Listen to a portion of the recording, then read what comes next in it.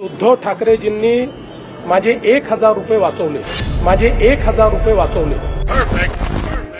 यांच्या भाषणांमध्ये मी तर 100 रुपये द्यायला तयार आहे। तुम्ही गेली 10 भाषणं काढा आणि विकासावर एक वाक्य दाखवा, एक वाक्य। आता घरून येताना मी आजूबाजूला पाहत होतो, आज मुद्दामून ही सभा हा मेळावा। मला माहिती आहे सगळीकडे चिखल झालेला आहे आणि एक गोष्ट थोडीशी राहिली होती ज्याची सुरुवात केली होती। आणखीन 2-4 दसरा मेळावे झालेत, बाकीच्यांबद्दल मला काही बोलायचं नाहीये। काल खरं तर मुंबईमध्ये 2 दसरा मेळावे झाले। खरं तर शिवाजी पार्कच्या मेळाव्यातून उद्धव ठाकरेंनी पुन्हा एकदा तुमच्यावरती टीका केली आहे।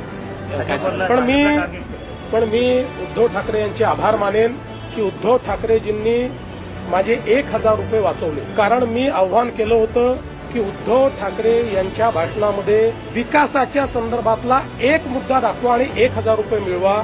काल मी तर काही त्यांचं भाषण ऐकलं नाही, पण मी फक्त भाषण संपल्याबरोबर जे भाषण ऐकणारे आहेत त्यांना विचारलं, 2-3 पत्रकारांना विचारलं, बाबा मला 1000 रुपयाचं त्या ठिकाणी आता फटका आहे का? उद्धव ठाकरे काहीतरी विकासावर बोलले का?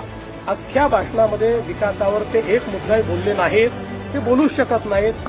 त्यामुळे ते अधवा तद्वा बोलतात। खरं म्हणजे त्यांचं बोलणं स्वगत असतं, कारण पुढे माणसंही नव्हती। यावेळेस तर अशी परिस्थिती होती की पुढे माणसंही नव्हती, त्यामुळे त्यांचं स्वगत होतं। पण तरी देखील त्यांचे आभार मानतो की त्यांनी नेहमीच्या पद्धतीने लोकांच्या संदर्भात, विकासाच्या संदर्भात, लोककल्याण कसं करणार, राज्याला पुढे कसं नेणार, बीएमसीला पुढे कसं नेणार याबद्दल अवाक्षरही न काढता मी जे बोललो ते सत्य करून दाखवलं आणि माझे 1000 रुपये वाचवले, त्याबद्दल आभार।